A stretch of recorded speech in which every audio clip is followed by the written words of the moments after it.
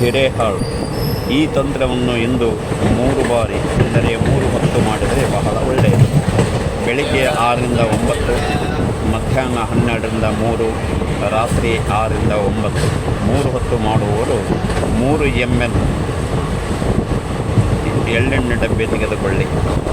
ಒಂದೇ ಹೊತ್ತು ಮಾಡುವರು 100 ml 3 ಡಬ್ಬೆ ತೆಗೆದುಕೊಳ್ಳಿ.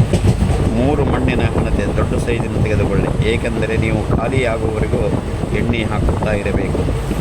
3 + 3 + 3 ಎಳಿ ಭಕ್ತಿಗಳನ್ನು ತೆಗೆದುಕೊಂಡು ನಂತರ ಮೊದಲ ಆದ್ಯತೆ ಶನೀಶ್ವರ ಅಥವಾ ಶಮಿ ವೃಕ್ಷದ ದೇವಸ್ಥಾನ, ಅದು ಇರದೇ ಇದ್ದರೆ ಆಂಜನೇಯ ಸ್ವಾಮಿ ದೇವಸ್ಥಾನ, ಅದು ಇರದೇ ಇದ್ದರೆ ಈಶ್ವರ, ಗಣಪ, ವಿಷ್ಣು ಅಥವಾ ಶ್ರೀದೇವಿ ದೇವಸ್ಥಾನ ಅಥವಾ ಅಶ್ವತ್ಥ ವೃಕ್ಷದ ಕೆಳಗೆ, ಇಲ್ಲ ನಿಮ್ಮ ಮನೆಯ ಸಮೀಪ ದೇವಸ್ಥಾನ ಯಾವುದಿಲ್ಲ ಅಲ್ಲಿ 3 ದೀಪ ಹಚ್ಚಿ ಅವಸರ ಮಾಡದೆ ಆ ದೀಪ ಉರಿಯುವವರೆಗೂ ಹಾಗೂ ನೀವು ತೆಗೆದುಕೊಂಡ ಹೋದ ಎಣ್ಣೆ ಖಾಲಿಯಾಗುವವರೆಗೂ ನೀವು ಯಾರೊಂದಿಗೂ ಮಾತನಾಡದೆ, ಹಾಗೆಯೇ ಫೋನಿನಲ್ಲಿ ಮಾತನಾಡದೆ ಏಕಾಗ್ರತೆಯಿಂದ ಮಾಡಿದ್ದಲ್ಲಿ ನಿಮ್ಮ ಇಷ್ಟಾರ್ಥ ಸಿದ್ಧಿಸುವುದು ಶತಸಿದ್ಧ.